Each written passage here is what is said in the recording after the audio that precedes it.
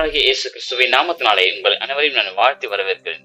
இந்த நாளிலே, இந்த அருமையான இந்த குட் ஃப்ரைடே நாளிலே உங்களிடத்திலே பேசும்படிக்காக கர்த்தருடைய ஆவியானவர் என்னிடத்திலே சொல்லப்பட்ட ஒரு வார்த்தை என்னவென்று சொன்னார். மத்தேயு எழுதின சுவிசேஷ புஸ்தகம் 16 அதிகாரம் 21 வசனம் எடுத்து வாசியுங்கள். அது முதல் இயேசு தாம் எருசலேமுக்கு போய் மூப்பராலும் பிரதான ஆசாரியாலும் வேத பாரகராலும் பல பாடுகள் பட்டு கொலையுண்டு மூன்றாம் நாளில் எழுந்திருக்க வேண்டும் என்பதை தம்முடைய சீஷர்களுக்கு சொல்ல தொடங்கினார். பாருங்க பிரியமானவர்களே, இந்த 3 காரியங்களை அவர் வேதனைப்பட வேண்டும். மூப்பர்களாலும் வேத பாரகராலும் அதுக்கப்புறம் பிரதான ஆசிரியராலும் இவர்களாலே வேதனைப்பட வேண்டும். நல்ல கவனில, இந்த லிஸ்ட்ல பிதாவாகிய தேவன் வரவில்லை. இந்த லிஸ்ட்ல இயேசு கிறிஸ்து பாடுபட வேண்டும் என்று சொல்லி மூப்பர்களாலும் வேத பாரகராலும் பிரதான ஆசிரியர்களும் என்று சொல்லி பல பாடுகள் பட வேண்டும் சொல்லி இருக்கிறதாச்சு. பிதாவாலே இவர் பாடுபட வேண்டும் என்று சொல்லி பிதா என்ற ஒரு வார்த்தை, பரலோகத்தின் பிதா என்ற ஒரு வார்த்தை இந்த வசனத்திலே குறிப்பிட்டு சொல்லவில்லை. காரணம், பிதாவினால் இந்த பாடு வரல. பாருங்களேன், இன்னொரு வசனம் சொல்றேன், இன்னும் அவர் யார் பாடுபடுத்தலாம் சொல்லி மத்தேயு சுவிசேஷ புஸ்தகம் 17 அதிகாரம் 22 வசனம் 23 வசனம். அவர்கள் கலிலேயாவிலே சஞ்சரிக்கும் போது இயேசு அவர்களை நோக்கி மனுஷகுமாரன் மனுஷர் கைகளில் நல்ல கவனிங்க ஒப்பு கொடுக்கப்படும். பாருங்க, இதுல யாரெல்லாம் அவரை கொலை செய்யறான்னு பாத்தீங்கன்னா, ஒண்ணு ஃபர்ஸ்ட் வேத பாரகர்கள், 2வது பிரதான ஆசாரியர்கள், 3வது மூப்பர்கள், 4வது மனுஷர்களா இருக்கிற இந்த உலகத்தில் வாழ்கின்ற பாவிகளா இருக்கிற மனுஷர்கள், அதாவது புறஜாதிகள், இஸ்ரவேலர்கள், இவர்கள் எல்லாருமே மனுஷர்களுக்கு ரீதியா இருக்கிறபடியால் இவர்கள் கையிலே அவர் ஒப்பு கொடுக்கப்படுவார். பாருங்களேன், ரோம அரசாங்கத்தின் போர் சேவலா இருக்கிற இவர்கள் இந்த வார்த்தையை கேட்கவில்லை, அவர்கள் கைகளில் ஒப்பு கொடுக்கப்பட்டது. பாருங்களேன், என்ன சொல்ல வராது. இதனால மனுஷகுமாரன் மனுஷர் கைகளிலே ஒப்பு கொடுக்கப்படுவார், அவர்கள் அவரை கொலை செய்வார்கள், ஆகிலும் 3ஆம் நாளில் என்றார். இந்த லிஸ்ட்லயும் பிதாவார். பாருங்களேன், அப்ப பிதாவாகிய தேவன் இவர் இயேசு கிறிஸ்துவை பல பாடுகளுக்கு உட்படுத்தி காணப்பட்டாலும், ஆனால் பாடுகள் அவர் நிமித்தம் வரவில்லை, மனுஷர்கள் நிமித்தம் கொலை செய்கிற கொலைக்காரர்கள் என்கிற மனுஷர்கள் நிமித்தமும் வேத பாரகர்கள் நிமித்தம் மூப்பர்கள் நிமித்தமும் பிரதான ஆசாரியர்கள் நிமித்தமும் இதை செய்து முடிக்கிறார். பாருங்களேன், அதாவது அவர் சொல்ற காரியம் மனுஷர் கையிலே ஒப்பு கொடுக்கப்படுவார். எடுத்து வாசிங்களேன், அப்போஸ்தலர் புஸ்தகம் 2ஆம் அதிகாரம் 23 வசனம். அப்படி இருந்தும் தேவன் நிர்ணயித்திருந்த, பாருங்களேன், இங்கதான் முதல்ல பிதாவாகிய தேவன் உள்ளே வருகிறார். பாருங்களேன், 23ஆம் வசனத்துல பிதாவாகிய தேவன் சொல்ற பாருங்க, தேவன் நிர்ணயித்திருந்த ஆலோசனைப்படியும். பாருங்க, இயேசு கிறிஸ்துவை குறித்தான இப்படிப்பட்ட காரியங்கள் நடக்க வேண்டும் சொல்லி அவருடைய முன்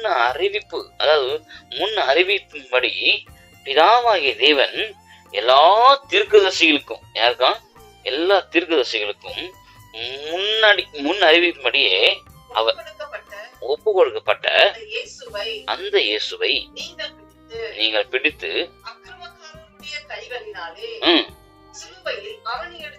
கொலை செய்தீர்கள். பாருங்களேன், அந்த இயேசுவை அப்போ முன் அறிவித்தார். யாருக்கு முன் அறிவித்தார்?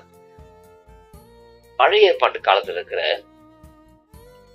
தீர்க்கதரிசிகளுக்கு, பழைய ஏற்பாட்டு காலத்தில் இருக்கிற ராஜாக்களுக்காக காணப்படுகிற தாவீதுக்கு, இவங்க எல்லாருமே தீர்க்கதரிசியா காணப்பட்டார். பரிசுத்தவான்களுக்கு அவன் எல்லாருக்குமே வெளிப்படுத்தி காட்டினார். இப்படிதான் வருவார், இப்படிதான் இருப்பார், இப்படிதான் செய்வார், இப்படிதான் கொலை வருவார், இப்படிதான் எழுந்திருப்பார், இப்படிதான் அடக்கமான சொல்லி இது எல்லாமே அவர் பழைய ஏற்பாடு காலத்திருக்கிற தம்முடைய தீர்க்கதரிசிகளுக்கு முன் அறிவித்து வைத்திருந்தார். இப்ப பாருங்களேன், இப்போ 23ஆம் அதிகாரத்துல மனுஷர் கைகளிலே ஒப்பு கொடுக்கப்பட்டு அவர் கொலை செய்யப்படுவார். மனுஷர்களா இருக்கிற நீங்களும் நானும் அவரை கொலை செய்து போட்டோம்.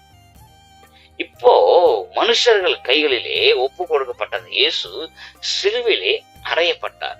நீங்களும் நானும் சேர்ந்து அவரை சிலுவிலே அறைத்து போட்டோம். சிலுவிலே ஆணி அடித்து அவரை அடித்து சிலுவிலே தொங்க விட்டோம். ஆனால் தம்முடைய சொந்த குமாரனை பார்க்காமல் அவர் எப்படி இறங்கி வருகிறார் மட்டும் பாருங்க. எடுத்து வாசிங்க. அதே அதிகாரத்திலே 24ஆம் வசனம் பாருங்களேன். மனுஷன் அவரை சிலுவிலே அறைந்தான்.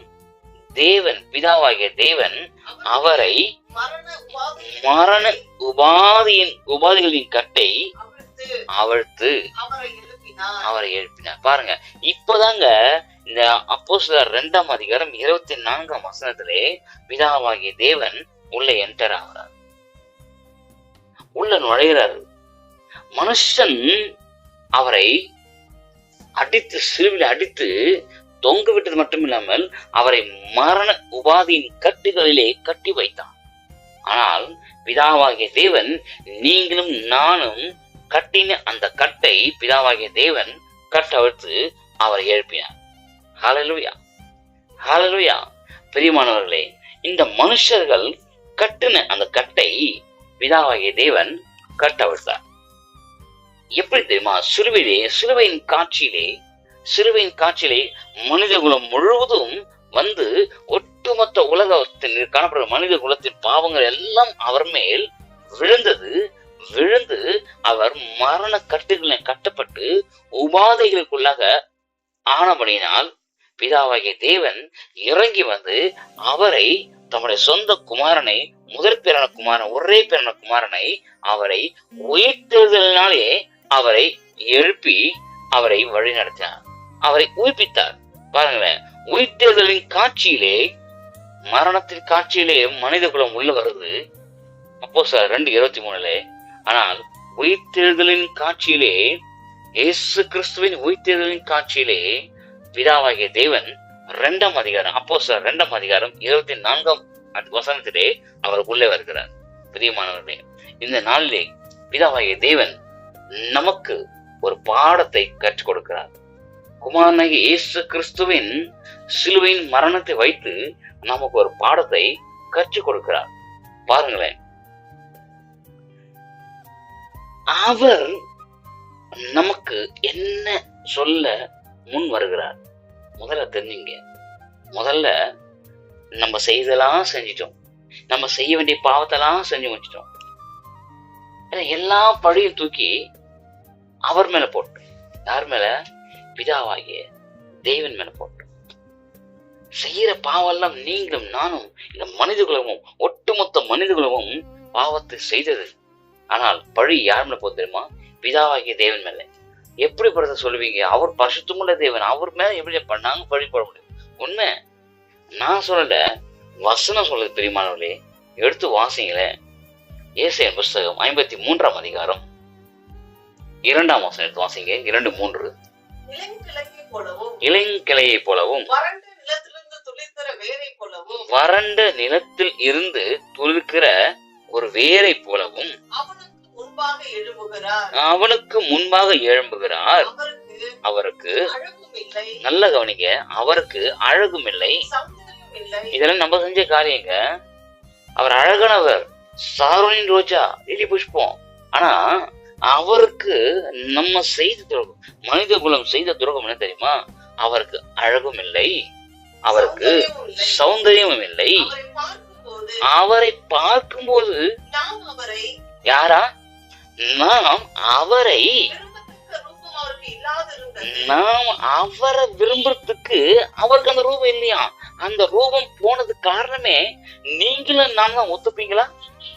நீங்களும் நானும் தான் அவருக்கு அந்த ரூபம் போச்சு. உங்களால என்னாலதான் அந்த ரூபமே அவருக்கு போச்சு. அந்த அழகு நிறைந்த ரூபம் போச்சு. ஏன் தெரியுமா போச்சு? அழகு இல்லாம இருந்த உன்னை அழகுபடுத்துவதற்காகவே உன்னிடத்துல இருக்கிற அந்த அழகு இல்லாத ரூபத்தை அவர் எடுத்துக்கொண்டு அவரிடத்துல இருக்கிற அழகான ரூபத்தை உனக்கு மீண்டுமாய் உயிர்ப்பித்து கொடுத்த தேவன் அவர். ஹல்லேலூயா, ஹல்லேலூயா. விசுவாசிக்கிறேங்க, ஆமென் சொல்லுங்களேன். Glory to Father. உமக்கு நன்றி செலுத்துகிறேன். பாருங்களேன், அது வாசிங்களா, அதுல அற்புதமான ஒரு வார்த்தை. அவர் அசட்டை பண்ணப்பட்டவரும், அவர் அசட்டை பண்ணப்பட்டவரும், மனுஷனால் புறக்கணிக்கப்பட்டவரும். பாருங்களேன், அவர் அசட்டை பண்ணப்பட்ட பிதாவினால் புறக்கணிக்கப்படலைங்க. நல்லா ஞாபகம் வச்சுங்க. பிதாவாகிய தேவனால் புறக்கணிக்கப்படல, மனுஷரால் புறக்கணிக்கப்பட்டவரும், துக்கம் நிறைந்தவரும், பாடுகள் அனுபவிக்கிறமாய் காணப்பட்டார். அவரை விட்டு பாருங்களேன், உங்க முகத்தையும் என் முகத்தையும் என்னமோ ஏசு கிறிஸ்து பாவம் பண்ண மாதிரியும், அவர் என்னமோ சினிமா தேட்டர் உட்காந்து சினிமா பார்த்த மாதிரியும், அவர் என்னமோ கொலை பண்ணிட்டு வந்த மாதிரியும், அவர் என்னமோ நகையை கொள்ளடிச்சு வந்த மாதிரியும், அவர் என்னமோ எவ்வளவோ பாவங்கள் தேவையில்லாத பாவங்களை பண்ண மாதிரியும் நம்ம அவரை அப்படி பார்த்தோமா? பெரிய பாவம் பண்ணிட்டாரு அவர், அப்படி நம்ம பார்த்தோமா? சொல்லுங்களேன். அவரை விட்டு நம்முடைய முகங்களை மறைத்து கொண்டோம். நீங்களும் நானும் இந்த உலகத்துக்கு மனித குலமே அவரை அசட்டை பண்ணுச்சு. அப்படி அசட்டை பண்ணதுனால அவர் நீங்க நினைக்காம போனீங்க, எண்ணாமல் போனோம். அவரை நாம் எண்ணாமல் போனோம். பாருங்களேன், அவர் நம்ம எண்ணாம போனோம். பிரியமானவர்களே, நீங்களும் நானும் அவரை அசட்டை பண்ணினோம். அவரை உங்களுடைய முகத்தினாலே திருப்பி கொண்டோம். அவரை பார்க்க முடியல. எவ்வளவு அகோரமாகிறாரு, எவ்வளவு அந்தையோடு அடைஞ்சுகிறாரு, எவ்வளவு மோசமான.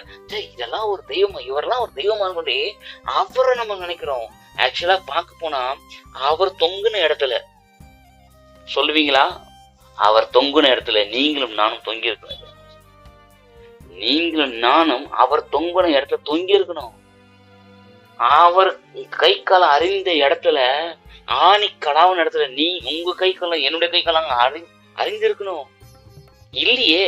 ஏன் தெரியுமா? அவர் உங்களை படைச்சிட்டு உங்களை நேசிக்கிறாருங்க. நேசிச்சதுனாலதான் அந்த இடத்துக்கு நான் போறேன், நான் இருக்கிற இடத்துக்கு நீ வான்னு சொல்றாரு. ஹல்லேலூயா, ஹல்லேலூயா. பாருங்க பிரியமானவர்களே, நீங்கள் அவரை அசட்டை பண்ணீங்க, அவர் உங்களை அசட்டை பண்ணல, அவர் உங்களை தேடி வந்தாரு. நீங்க அவரை பார்க்கும் போது அவர் முகத்தை மறைச்சுக்கிட்டீங்க. அவர் முகத்தை மறைக்காம அவர் முகத்தை வெளிப்படுத்தி காட்டினாரு.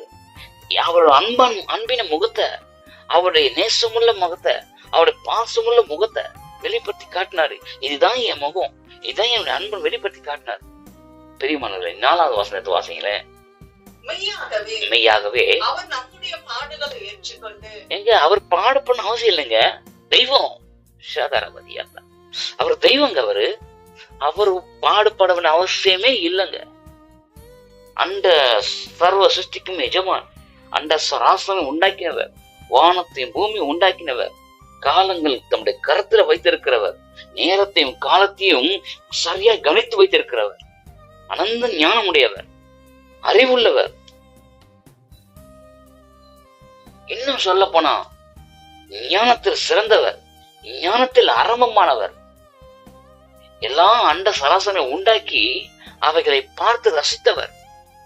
இப்படிப்பட்ட தேவன், அவருக்கு ஒரு குறையுமே இல்லையே, பாடுபட அவசியமே இல்லையே, எதிலையும் குறைவில்லை. அவருக்குள்ள மகிமையில நிறைவாவே காணப்பட்டது. அவர் உண்டாக்கப்பட்ட மனுஷர்கள் தான் அநேக காரியங்களை குறைவலாக காணப்பட்டார், குறைவுள்ள மனுஷரை காணப்பட்டார். பிரியமானவர்களே, சொல்ற காரியம் பாருங்க. மெய்யாகவே அவர் நம்முடைய பாடுகளை ஏற்றுக்கொண்டு நம்முடைய நீங்களும் நானும் சுமக்க வேண்டிய துக்கத்தை அவர் சுமந்தாருங்க. நாமும் நல்ல கதையா இருக்குது. பாருங்களேன், நீங்களும் நானும் நினைச்சுமா, நாமும் அவர் பிதாவாகிய தேவனால தான் அடிச்சாரு, அடித்து வாதிக்கப்பட்டார். நல்ல கதையா இருக்குது. செய்யறதெல்லாம் செஞ்சுட்டு சொல்லுங்களேன். நீங்க இப்போ இந்த யூடியூப் பாக்குற என் அன்பு தேவ பிள்ளைகளே, தேவ சகோதர சகோதரிகளே, தேவனுடைய அன்பான பிரியமானவர்களே, நீங்க சொல்லுங்களேன், செய்யறதெல்லாம் செஞ்சது நானு, ஆனா பழி யார் மேல போட்டோம் தெரியுமா? பிதாவாகிய தேவன் மேல. பாவம், பிதாவாகிய தேவன் அவர் செஞ்சிட்டாரு. இங்க உங்களுடைய சிந்தை தான் நான் சொல்லுது, உங்களுடைய எண்ணம் அதை சொல்லுதுங்க, உங்களுடைய மென்டாலிட்டி சொல்லுதுங்க, அத உங்களுடைய ஆத்மா சொல்லுது. என்னமோ நான் பர்ஃபெக்டா இருக்கிறேன், அவர் பாடுபடுறாரு. இதெல்லாம் அவர் பாடுபட வேண்டிய அவசியமா இருக்குது. இல்ல இல்ல, அவர் பாடுபட வேண்டிய அவசியமே இல்லைங்க. பிதாவாகிய தேவன் அவரை பாடுகளுக்கு உட்படுத்த வேண்டிய அவசியமே இல்ல. காரணம் என்ன தெரியுமா? ஒரே ஒரு வார்த்தை சொன்னதுக்காக அவர் பாடுபட்டாருங்க. ஏதேன் தோட்டத்துல ஒரே ஒரு வார்த்தை சொன்னார், ஒரே ஒரு சொன்னார், நமது சாயலாக நமது ரூபத்தின்படியே மனுஷனை உண்டாக கடவுள் சொன்ன ஒரு வார்த்தைக்காகவா அவர் இவ்வளவு பாடுபடுத்துவோம்? நம்ம பாருங்களேன், அவ்வளவு பாடுபடுத்துறாங்க. நம்ம அவரை திருப்பிட்டோம். நாமும் அவர் தேவனால் அடிக்கப்பட்டு வாதிக்கப்பட்டார் அப்படித்தான் நம்ம நினைச்சோம். எவ்வளவு பெரிய பிரில்லியன்ட் பாருங்க. ஆனா அவருடைய பாடலுக்கு முன்பாக நீங்கள் நானும் ஒரு பிரில்லியன்ட் இல்லை. நானும் நீயும் செய்த பாவத்து நிமித்தம் அவர் அடிக்கப்பட்டார், வாதிக்கப்பட்டார், நொறுக்கப்பட்டார். அவர் நம்ம அசல்ட் பண்ணணும். பெரியமான சொல்ற காரியத்தை நீங்க வாசித்து பாத்தீங்கன்னா அற்புதமா இருக்கும். இந்த 2ஆம் வசனம் 3ஆம் வசனத்தை சரியாய் படித்தவர்களுக்கு, இந்த 4ஆம் வசனத்தை படித்தவர்களுக்கு தான் 5ஆம் வசனத்தின் ரகசியம் புரிதலாய் காணப்படும். 2ஆம் வசனம், 3ஆம் வசனம், 4ஆம் வசனம், ஏசாயா புஸ்தகம் 53ஆம் அதிகாரத்துல 2ஆம் வசனம், 3ஆம் வசனம், 4ஆம் வசனம், இந்த 3 வசனங்களை சரியாய் புரிந்து கொண்டவர்கள் மட்டும்தான் 5ஆம் வசனம் புரியும். 5ஆம் வசனம் புரியணும்னா மேல இருக்கிற 2ஆம் வசனம், 3ஆம் வசனம், 4ஆம் வசனத்தை சரியாய் படித்து புரிந்து கொண்டால் மட்டுமே தான் 5ஆம் வசனத்துடைய ரகசியங்கள் புரியும். எடுத்து வாசிங்களேன். 5ஆம் வசனம் என்ன சொல்லுது பார்ப்போம். நம்முடைய மீறுதல்கள் நிமித்தம் அவர் காயப்பட்டு, பாருங்களேன், நம்முடைய மீறுதல்கள் நிமித்தம் அவர் காயப்பட்டு, நம்முடைய அக்கிரமங்கள் நிமித்தம் அவர் நொறுக்கப்பட்டார். பாருங்களேன், நம்முடைய அக்கிரமத்தினாலதான் நொறுக்கப்பட்டு. பிரதர், நான் இது வரைக்கும் யாருக்கும் எந்த ஒரு அக்கிரமம் பண்ணல, நான் எதுவும் மீறல பிரதர். இல்ல, மீறி இருப்போம். இத்தனை வருட காலமாக பிறந்த குழந்தையில இருந்து இத்தனை வருஷமா கட்டாயம் ஏதாவது ஒரு இடத்துல மீறி இருக்கும். நான் இது வரைக்கும் நான் பர்ஃபெக்ட்னு யாரும் சொல்ல முடியாது, நான் ஜென்டிலாக சொல்ல முடியாது. மீறி இருப்போம், மீறி இருக்கிறோம். நம்முடைய இல்லைன்னா வேதம் சொல்லாத. அப்ப நீங்க மீறலன்னா அப்ப வேதம் போய் சொல்லுதா? அப்ப நீங்க நீங்க இது பண்ணலன்னா, நீங்க நம்முடைய மீறல் நிமித்தம் காயப்படலன்னா, அக்கிரமம் செய்யலனா, நொறுக்கப்படலனா, அப்ப நீ நொறுக்கப்படலன்னா அப்ப நீ அக்கிரமம் செய்யல அர்த்தமா? அப்போ அக்கிரமம் செய்யணும் வேதம் சொல்ல. வேதம் என்ன சொல்ல தெரியுமா? நம்முடைய மீறல் நிமித்தம் அவர் காயப்பட்டார், நம்முடைய அக்கிரம நிமித்தம் அவர் நொறுக்கப்பட்டார். நம்ம செய்யற அக்கிரமங்கள் எல்லாம் சொல்லுவாங்க தெரியுமா? அவன் பயங்கரமா அக்கப்போர் போறான். அந்த அக்கப்போர் தான் அக்கிரமம், வேற எதுவும் இல்ல. பயங்கரமா அவன் அக்கப்போர் போறான் தெரியுமா? இதுதான் அந்த அக்கிரமங்கள், ஏகப்பட்ட அக்கிரமம். ஒரு சிலர் சொல்லுவாங்க, அவன் எவ்வளவு அக்கிரமம் தான், அதான் போய் பாதிரியே சேர்ந்துடுவாங்க. அப்படிப்பட்ட அக்கிரமங்கள் மனித குலம் பண்ணுச்சுங்க. அந்த அக்கிரமத்தை நிமித்தம் அவர் நொறுக்கப்பட்டார். அது நிமித்தம் தான், பிதாவின் நிமித்தம் இல்ல. சொல்ற வார்த்தை பாருங்களேன், மீறுதல் நிமித்தம், நம்முடைய மீறுதல் நிமித்தம் தான், பிதாவின் நிமித்தம் அல்ல. பெரியமானவர்களே நல்லா கவனிச்சுங்க, நம்முடைய மீறுதல் நிமித்தம் தான் அவர் காயப்பட்டார். தவிர வச்சு நம்முடைய அக்கிரமங்கள் நிமித்தம் தான், பிதாவின் நிமித்தம் அல்ல. நமக்கு சமாதானத்தை உண்டு பண்ணும் ஆக்கினை வந்தது அவருடைய தழும்புகளால். இதுதாங்க உங்க மனசு என்ன சொல்லுது? உங்க மனசு, உங்க ஆத்மா, உங்க ஆவி, உங்களுடைய சிந்தை ஒப்பு கொடுக்க மாட்டேன் அவர்கிட்ட. எப்படி தெரியுமா?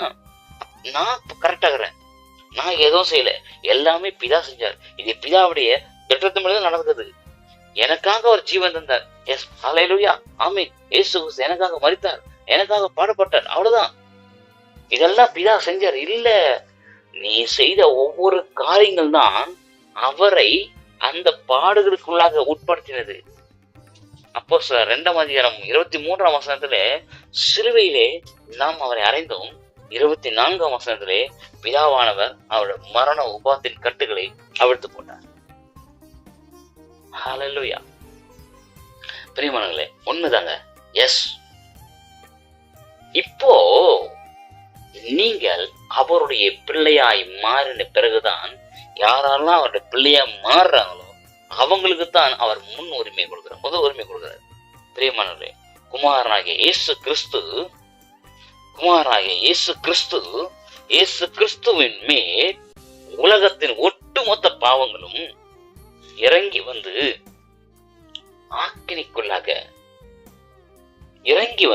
ஆக்கினிக்குள்ளாக தீர்க்கப்படுவதற்காக பிதாவானவர் நம்முடைய தீர்மானத்திலே பிதாவின் தீர்ப்பு வர வேண்டும் என்பதே காணப்பட்டது. பாருங்க, ஒரே ஒரு காரியத்தை மட்டும் உங்களுக்கு, ஒரு ரகசியத்தை, வேதத்தின் ரகசியங்களை உங்களுக்கு வெளிப்படுத்தி சொல்ல போறேன். காத்திருந்து பெற்றுக்கொள்ளுங்கள். பிரியமானவர்களே, இந்த 5ஆம் வசனத்திலே ஒரு அருமையான ஒரு வார்த்தை உண்டு.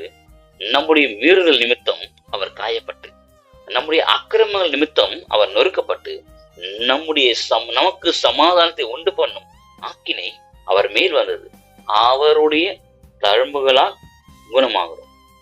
பாருங்களேன், இதுல என்ன காரியம் வருது? நீ எப்பெல்லாம் மீறி மீறி மீறி மீறி ஒரு பாவத்தை செய்யறியோ, நல்லா கவனிங்களேன். இன்னைக்கு உங்களுக்கு ஒரு காரியத்தை வெளிப்படுத்தி கர்த்தருடைய ஆவியானவர் சொல்லுகிற ஒரு வார்த்தையை கேளுங்க. நீங்கள் எதெல்லாம் மீறி மீறி செய்யறீங்களோ அந்த மீறுதல் ஆகப்பட்டது அவருக்கு ஒரு அடியாய் விழுது. 39 அடி சாட்டை அடி அடிக்கும் போது நினைத்து கொள்ளுங்க, 39 மட்டும் இல்ல, 40க்கு 1 குறைய எத்தனை முறை அடிக்கலாம். 40 அடி அடிச்சுட்டா அந்த ரோம அரசாங்கத்துல மீறி அடிக்கூடாதுன்னு அர்த்தம். அவ்வளவுதான். 40க்கு 1 குறைய 39 அடி பல முறை அடிக்கலாம். எத்தனை முறை, எத்தனை டைம்ஸ் அடிக்கலாம். 100 முறை, 150 முறை, 200 முறை. ஆனா 39 அடி அடிக்கணும். 200 முறை அடிக்கிறியா, விட்டு விட்டு அடிக்கணும். இப்படித்தாங்க ரோம அரசாங்கத்துல நடத்தப்பட்ட ஒரு காரியம். அவருடைய தழும்புகளை குணமாக சொல்லும் போது, பிரியமானவர்களே, நீங்க செய்யற ஒவ்வொரு பாவங்களும், அதாவது மீறி மீறி மீறி மீறி செய்வீங்களே, இதை செய்யக்கூடாதுன்னு நினைப்பீங்க, ஆனா மீறி செஞ்சிருவீங்களே, அந்த மீறுதல் தான். இப்போ ஒரு பிள்ளைய பார்த்து நீங்க இந்த இடத்துக்கு நீ போக கூடாதுன்னு சொல்லிட்டு ஒரு குட்டி குழந்தைய பார்த்து அங்கே உக்காரு, மீறி வந்தவன் அடிப்பேன்னு சொல்லும் போது அந்த பிள்ளைக்கு ஒரு கோடை போறீங்க, இந்த கோடை தாண்டி நீ வரக்கூடாது அப்படின்னு சொல்லும் போது அந்த புள்ள அந்த கோடையே முறைச்சு பார்த்துடும். அதுக்கு பசி எடுக்கிற நேரத்துல மீறி வந்து அம்மான்னு குரல் கொடுக்கும், இல்ல அப்பான்னு குரல் கொடுக்கும். நான் உனக்கு என்ன சொன்னேன், நீ மீறி வந்துகிற சொல்லும் போது மறுபடியும் அந்த கோட்டுக்குள்ள போய் நின்றுடாங்க. அதே போலதான் நம்முடைய மீறுதல்கள் நிமித்தம் அவர் காயப்பட்டார். பாருங்க, நீங்க அடிக்கிற அடி, ஒவ்வொரு மீறுதலும், நீங்க ஒவ்வொரு முறையும் மீறி மீறி மீறி பாவத்தை செய்யும் போது, நீங்க ஒவ்வொரு முறையும் மீறி மீறி மீறி அநேக காரியங்களை நீங்க செய்யும் போது, அவருக்கு பிடிக்காத காரியங்களை நீங்க செய்யும் போது, அந்த மீறுதல் நிமித்தம் நீங்க அடிக்கிற அடிதான் அவருக்கு காயமாய் உண்டாகி இருக்குது. நீங்க அடிக்கிற ஒவ்வொரு அடியும் அவருக்கு காயமாகிறது. அந்த காயத்தின் விளிம்புதான், அந்த காயத்தின் கரைதான் தழும்பாய் மாறி போனது. ஒரு அடி மேல அடி அடிக்கும் போது காயம் உண்டாகுதுங்க. அந்த காயத்தின் மேல தழும்பு உண்டாகுது. அந்த தழும்பு பாருங்களேன், காலத்துக்கு போகாது. அப்படிப்பட்ட தழும்பு. ஒரு ரகசியத்தை சொல்லட்டுமா என் பிரியமானவர்களே, நீங்க அடித்த அடி பிதா பார்த்து கொண்டிருந்தார். என் குமாரனாகிய இயேசு கிறிஸ்துவை, மகனே, நீயும் எனக்கு ஒரு மகன் தான், அவருடைய ரத்தத்தால் கழுவப்பட்ட மகனாகிற மகனே, நீ எந்த அளவுக்கு உன்னுடைய தெய்வமாகிய இயேசு கிறிஸ்துவை, என்னுடைய சொந்த குமாரனை எந்த அளவுக்கு நீ அடிக்கிறியோ, அந்த அடி அவருக்கு காயமாய் மாறுது. அந்த காயம் ஒரு தழும்பாய் மாறுது. இப்ப நான் சொல்றேன், நீ அடிக்கிற அடினாலே அந்த காயம் தழும்பாய் மாறினது. அந்த தழும்பு எப்போ ஏற்படுதோ அதே தழும்பால உன்னுடைய பாவத்துக்கு நிவர்த்தியாய் குணமாக்குவேன். ஹல்லேலூயா. அதே தழும்பால உனக்கு குணமாக்குற காரியங்களை கொடுப்பேன். அதே தழும்பால உன்னோட வியாதி குணமாகும். நீ அடிச்சடிதான், அது நீ அடிச்சடிதான். நீ பாவத்தை செஞ்சு செஞ்சு அடிச்சு அடிடாது. நீயும் நானும் குமாரனாகிய இயேசு கிறிஸ்துவை அடித்த அடிதான் பாவம் தான். நீ மீறி மீறி செய்யற பாவம், மீறி மீறி செய்யற காரியங்கள், ஒவ்வொரு பாவமும் யோசிச்சு பாருங்க. நான் ஒரு பாவம் சொல்ல முடியாது. ஏன்னா வேதம் சொல்லுது, எல்லோரும் பாவம் செய்து தேவ மகிமை அற்றவர்களை காணப்படுது. பிரியமானவர்களே, நீங்களும் நானும் அவரை அடித்த அடிதான் அவருக்கு காயமாய் மாறி போனது. வேதம் அப்படிதான் சொல்லுவது. நம்முடைய மீறல் நிமித்தம் அவர் காயப்பட்டார். நீ மீறி செய்யற பாவத்து நிமித்தம் அவர் காயப்பட்டார் அப்படின்னு அர்த்தம். நீ மீறி செய்யற ஒவ்வொரு பாவமும் அவருக்கு முதுகுல அடியா விழுது, அவருக்கு முன்னாடி அடியா விழுது, கைகள்ல அடியா விழுது, கன்னத்துல அடியா விழுது. ஓங்கி ஒரு கனத ஒரு அறையும் போது நீ ஏதோ ஒரு காரியங்களை தவறுதலா பேசுறன்னு அர்த்தம். நீ பேசும் போது அங்க அறை விழுது, காயம் உண்டாகுது, தழும்பு உண்டாகுது. அந்த தழும்புனாலே எந்த தழும்பு எந்த இடத்துல உருவாச்சோ உன்னுடைய வார்த்தை அவருக்கு தழும்பாய் மாறி இருக்கும். அந்த தழும்பிலே உனக்கு அன்பின் வார்த்தையை கொடுத்து உன்னை குணமாக்குவேன். அவரோட தழும்புகளால் குணமாவீர்கள். அவரோட தழும்புனை யார் தெரியுமா? நீ ஏற்படுத்தின காயம் தான் அவருக்கு தழும்பா மாறிச்சு. அந்த தழும்பை வச்சு பிதாவானவர் உன்னை குணப்படுத்துகிறார். ஹல்லேலூயா, ஹல்லேலூயா, ஹல்லேலூயா. எத்தனை பேர் விசுவாசிக்கிறீங்க? உண்மைதான் பிரதர், உண்மைதான் பிரதர். நான் அடிச்ச அடிதான், நான் செய்த பாவம் தான் என் இயேசு கிறிஸ்துக்கு அடியாய் மாறி போனது. அந்த அடிதான் அவருக்கு காயமாய் மாறி போனது. அந்த காயத்தின் விளிம்புதான் தழும்பாய் மாறி போனது. அந்த தழும்புதான் என்னை இந்த நாளிலே குணமாகிறது. ஹல்லேலூயா. எப்படிங்க அது திரும்ப பாவமா வராதுங்க. அவர் தான் நீ அடிச்சு அடி, நீ பாவத்தை செஞ்சு அந்த பாவம் ஒரு அடியாய் மாறும்போது அந்த கிறிஸ்து என்கிற ஒரு ஒப்பற்ற கிறிஸ்து என்கிற ஒரு மகிமையுள்ள சரீரத்துல போய் அடிக்கப்படும் போது அந்த அடியாகப்பட்டது அவருக்குள்ளாக காயமாய் மாறுது.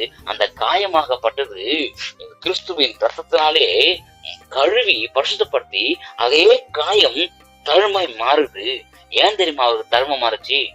என் பிள்ளை என்னை அடிக்கும் போது இந்த பாவத்தை செஞ்சது இல்லைன்னு சொல்லிட்டு அவர் நினைவு கூறும்படிக்காகவும் அந்த தழும்பு உன்னை குணமாக்கும் போது, அப்பா நான் இப்படிப்பட்ட பாவத்தில் இருந்தேன், பாவ சேற்றில் இருந்தேன், உங்களுடைய தழும்புகளால் என் ஆத்மாவை, உங்களுடைய தழும்புகளால் என்னுடைய சரீரத்தை, உங்களுடைய தழும்புகளால் என்னுடைய பாவ ஜீவித்தை குணமாக்கி என்னை கிறிஸ்துவுக்குள் பரிசுத்தமுள்ள ஒரு மனுஷனை மாற்றி வைத்திருக்கிறீங்களே.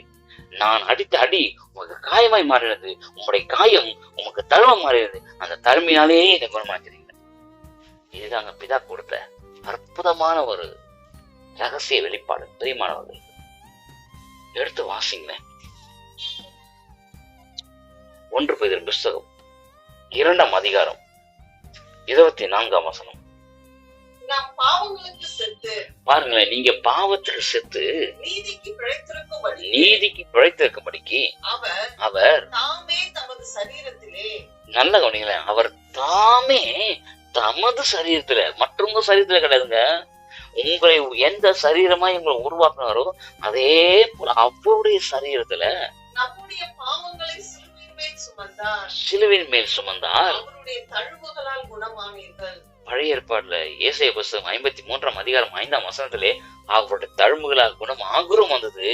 புதிய ஏற்பாடுல எப்போ அவர் சிலுவையில சுமந்து தீர்த்தாரோ அதன் பிறகு அவருடைய தழும்புகளால் குணமானீர்கள். நீங்க அடித்த அடி தழும்பை மாற அவருடைய தழும்பை மாறிச்சான். சொல்றது புரியுதுங்களா உங்களுக்கு? அவருடைய தழும்பை மாறிச்சு. அப்போ உன்னுடைய தழும்பல்ல, அவருடைய தழும்பை மாறி போனதுனால அந்த அவருடைய தழும்பு உன்னுடைய குணமாக்குதலாய் மாறி போனது. அவருடைய நீ கொடுத்த அவருக்கு கொடுத்த கிஃப்ட் தான் அவருடைய தழும்புங்க. அந்த தழும்பு உனக்கு குணமாய் மாறி போனது.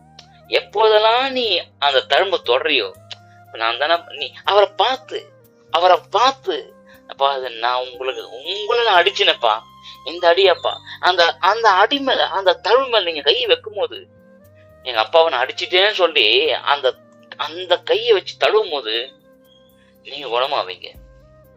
இந்த பாவத்துக்காக தானே, அந்த பாவத்துல இருந்து அதே தழும்பு தான் உனக்கு குணமா.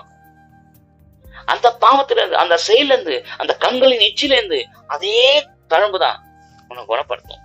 அந்த மாம்சத்தின் இச்சிலிருந்து அதே தழும்புதான் உன்னை குணமாக்கும். அந்த அதே தழும்புதான் அந்த ஜீவனத்தின் பெருமையில இருந்துதான் உன்னை குணமாக்கும். வியாதியிலிருந்து அதே தழும்புதான் குணமாக்கும். நோயிலிருந்து அதே தழும்புதான் குணமாக்கும். நீ எந்தெந்த காரியங்களுக்கு தழும்பை உண்டு பண்ணாய் அவருக்கு, அதே தழும்புதான் உன்னை குணமாக்குற காரியமாய் மாறுகிறது. அவருடைய தழும்புகளால் குணம் ஆணியர்கள். பிரியமானவர்களே, அவர் புறச்சாதி என்று தளவில்லை, இஸ்ரவேலே தளவில்லை, எல்லோரும் அவருக்கு பிள்ளைகள் தான். பிரியமானவர்களே, அடுத்த ஒரு வார்த்தையை சொல்லி நான் கடந்து செல்ல விரும்புகிறேன். எடுத்து வாசிங்கள். ஏசாயா புத்தகம் 53ஆம் அதிகாரம் 10ஆம் வசனம். கர்த்தரோ அவரை நொறுக்க சித்தமாகி கர்த்தரோ அவரை நொறுக்க சித்தமாகி அவரை பாடுகளுக்கு உட்படுத்தினார். அவரை பாடுகளுக்கு உட்படுத்தினார். அவருடைய ஆத்துமா தன்னை குற்ற நிவாரண பலியாக ஒப்புக்கொடுக்கும் போது அவர் தமது சந்ததியை கண்டு நீடித்த நாளாய் இருப்பார். கர்த்தருக்கு சித்தமானது அவர் கையினாலே வாய்க்கும். பாருங்களேன், ஏன் இதை சொல்ல வரனா, கர்த்தரோ அவரை நொறுக்க சித்தமாகி சொல்லும் போது 2 விஷயம் வருதுங்க. ஒண்ணு, கர்த்தரோ நொறுக்க சித்தமாகிறதுக்கு ஒரு வித்தியாசம் உண்டு, கர்த்தரே அவரை நொறுக்கிறான்னு சொல்றதுக்கு ஒரு வித்தியாசம் உண்டு. அதுக்காக இந்த வசனம் எடுத்தேன். இல்ல இந்த வசனம் எடுத்துருக்க மாட்டேன். பாருங்களேன், கர்த்தரோ அவரை நொறுக்க சித்தமானார். கர்த்தரோன்னு சொல்லும் போது வேற காரியமா மாறுகிறது. கர்த்தரே என்னும் போது அவரை என்று அவர் பாருங்களேன், இது வித்தியாசம் பாருங்களேன். விசேஷமா இன்னொரு காரியத்தை உங்களுக்கு சொல்ல நான் ஆசைப்படுகிறேன். எடுத்து வாசிங்க. ரோமர் புஸ்தகம் 5ஆம் அதிகாரம், ரோமர் 4ஆம் அதிகாரம் 15ஆம் வசனம் எடுத்து வாசிங்க. ரோமர் 4:7, 8 எடுத்து வாசிங்க. எவர்களுடைய அக்கிரமங்கள் மன்னிக்கப்பட்டதோ, எவர்களுடைய அக்கிரமங்கள் மன்னிக்கப்பட்டதோ, எவர்களுடைய பாவங்கள் மூடப்பட்டதோ, எவர்களுடைய பாவங்கள் மூடப்பட்டதோ அவர்கள் பாக்கியவான். அவர்கள் பாக்கியவான். எவனுடைய பாவத்தை கர்த்தர் எண்ணாதிருக்கிறாரோ, எவர்களுடைய பாவத்தை கர்த்தர் எண்ணாதிருக்கிறாரோ அவன் பாக்கியவான். அவன் பாக்கியவான். தாவீது சொல்லியிருக்கிறான். தாவீது உண்மையா சொன்னாரா? சொல்லியிருக்காரு. அப்படியே சங்கீதம் 32 எடுத்து வாசிங்க. 32:1 எடுத்து வாசிங்க. எவனுடைய மீறுதல் மன்னிக்கப்பட்டதோ, எவனுடைய மீறுதல் மன்னிக்கப்பட்டதோ, எவனுடைய பாவம் மூடப்பட்டதோ, எவனுடைய பாவம் மூடப்பட்டதோ அவன் பாக்கியவான். அவன் பாக்கியவான். எங்க உங்களுடைய மீறுதல் எங்க மூடப்பட்டதுங்க? நீங்க அடின்னு அடிச்சீங்களே, அந்த காயத்துக்குள்ளாக உங்களுடைய மீறுதல் மூடப்பட்டதுங்க. உங்களுடைய அக்கிரமம் எங்கெங்க மூடப்பட்டது? நீங்க அடின்னு அடிச்சீங்க பாருங்க சரீரத்துல. உங்க பாவத்து நிமித்தம் நீங்க ஒவ்வொரு பாவம் செய்யும் போதெல்லாம் ஒவ்வொரு சாட்டை அடி அவருக்கு. அந்த சாட்டை அடினால நீங்க அடிக்கும் போது அந்த காயம் ஏற்படுத்தி பாருங்க, அதுக்குள்ள உங்களுடைய அக்கிரமம் மறைஞ்சிச்சுங்க. அக்கிரமம் மறைந்து அவர் அந்த எல்லாவற்றையும் உறிந்து கொண்டு சிலுவை மேல ஆணி அடித்தார். உன்னுடைய அக்கிரமத்தை உங்களிடம் உறிஞ்சிட்டாரு, உன்னுடைய பாவத்தை உங்களிடம் உறிஞ்சிட்டாரு. அதை உறிந்த சரீரத்துல ஏற்றுக்கொள்ளும் போது சிலுவையின் மேல ஆணி அடித்தார். வெற்றி சிறப்பதற்காக உங்களால செய்ய முடியாத காரியத்தை அவர் செய்தார். இது மனுஷனுக்கு கூடாதாங்க, வசனம் தான் சொல்றது. இந்த மனுஷனுக்கு கூடாதுதான். நம்ம எல்லாம் வசனம் தான் சொல்றோமா, இது மனுஷனுக்கு கூடாது. ஆசீர்வாதத்துக்கு சொல்ற மாதிரி வசனமே தான் இருக்கும். இது மனுஷனுக்கு கூடாதுதான், தெய்வனால எல்லாம் கூட இல்ல. எது மனுஷனுக்கு கூடாது? சிலுவையில தொங்க மனுஷனால் கூடாதுதான், தேவனால் மாத்திரம் தான் சிலுவையில தொங்க முடியும். பெரியமானவர்களே, மனுஷனால் கூடாதான். உன்னால தொங்க முடியுமா சிலுவையில?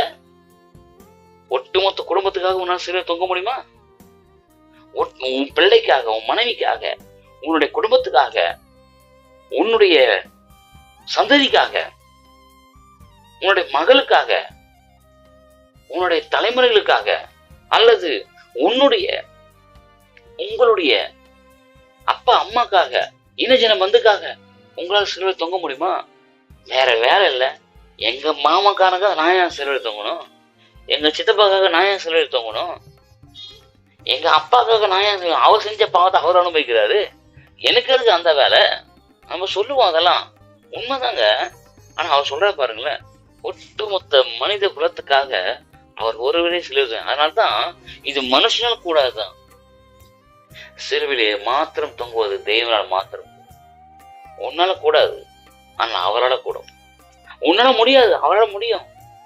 உன்னால செய்ய முடியாத காரியம் எல்லாம் அவரால் செய்ய முடியும். உன்னால எதெல்லாம் முடியலையோ அது அவரால் முடியும். ஆனா இன்னொரு வார்த்தையை சொன்னாரு, இது உங்களால் கூடாதது ஒன்றுமில்லை, மனுஷனால் கூடாத ஒன்றுமில்லைன்னு சொல்லிட்டாரு. அப்படின்னா என்ன அர்த்தம்? அதனுடைய ரகசியங்கள் வேற. பிரியமானவர்களே, எடுத்து வாசியுங்கள். ரோமர் சுவிசேஷ புஸ்தகம் 4ஆம் அதிகாரம் 15ஆம் வசனம். மேலும் நியாயப்பிரமாணம் கோபாக்கினியை உண்டாக்குகிறது. பாருங்களேன், நியாயப்பிரமாணம் கோபாக்கினியை உண்டாக்குறது. இந்த நியாயப்பிரமாணம் ஆக்சுவலா பார்க்க போனீங்கன்னா ஒட்டுமொத்த கோபத்தையும் மனித குலத்தின் மேல்தான் பிதாவானவர் செலுத்தணும்.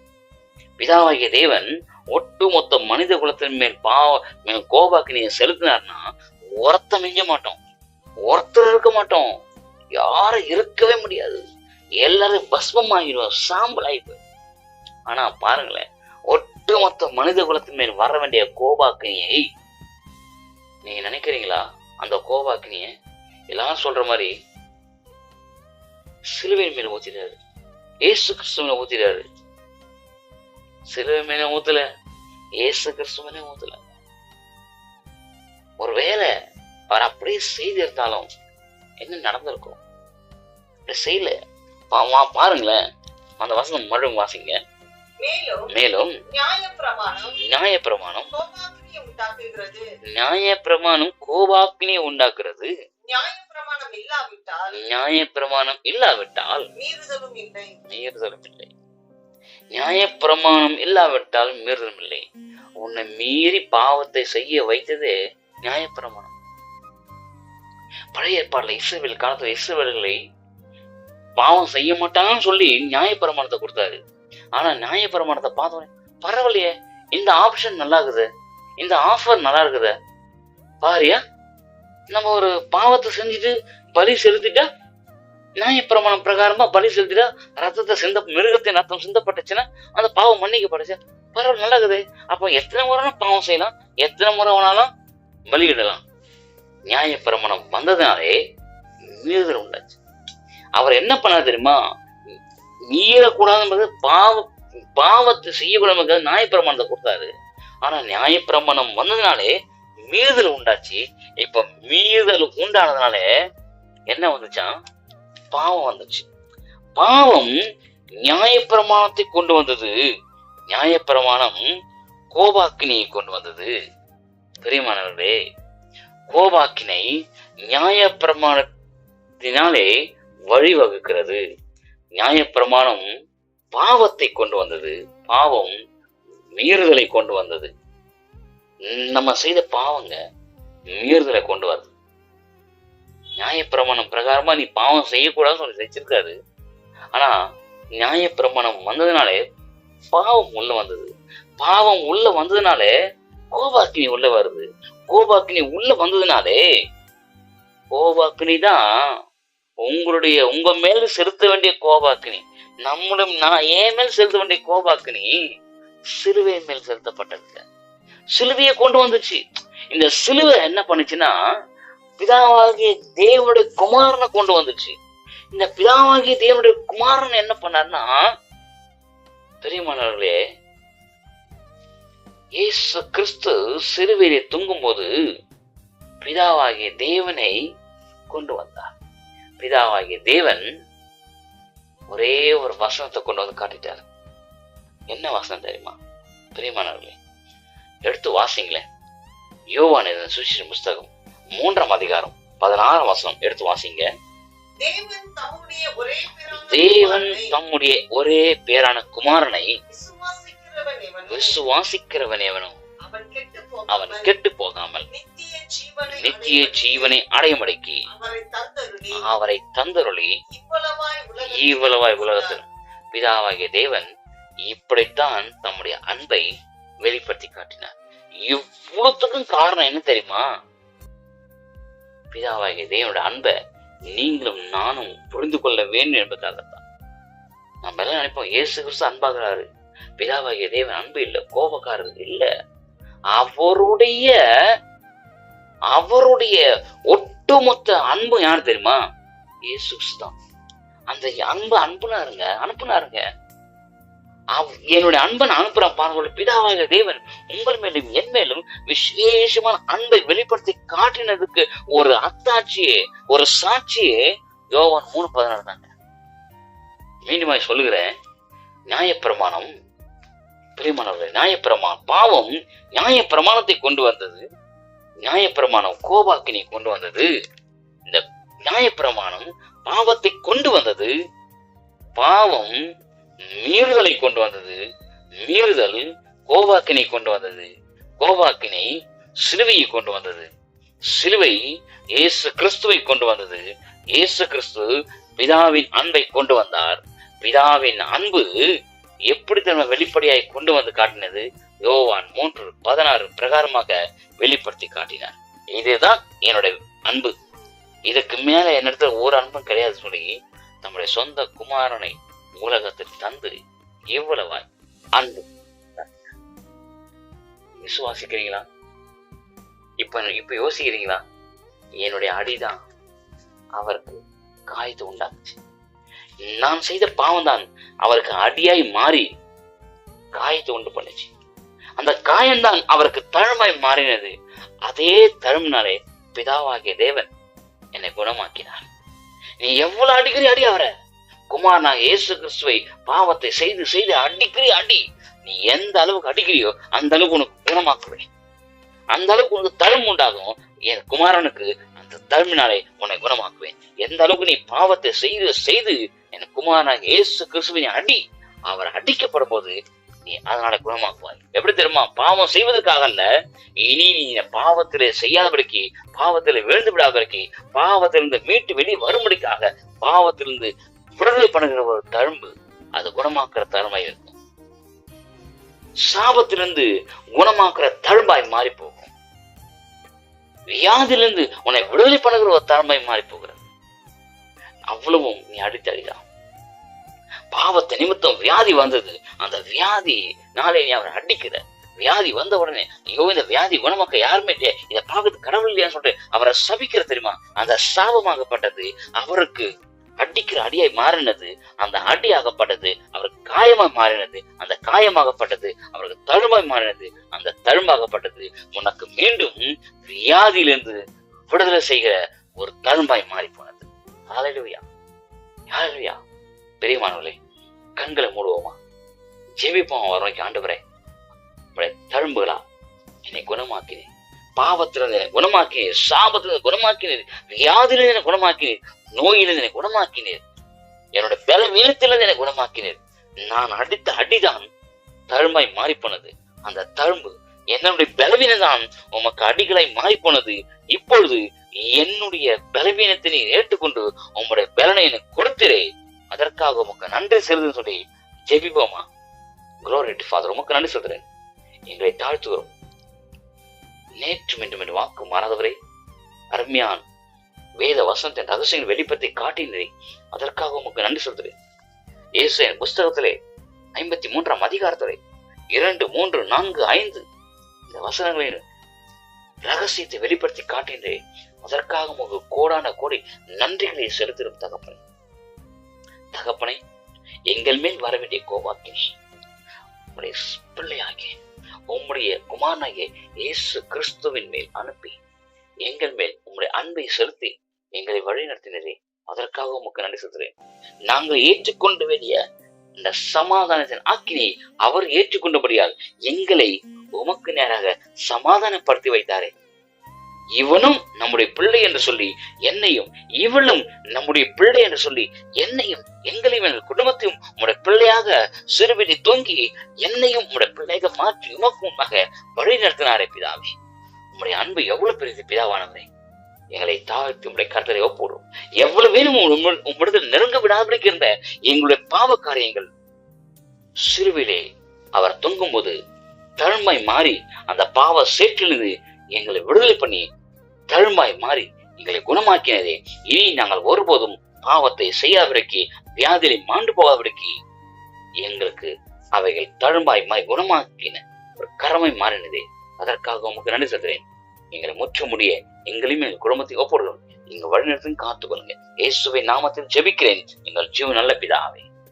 ஆமென், ஆமென், ஆமென். கர்த்தர் உங்களை வழிநடத்த ஆசைப்படுங்க. God bless you.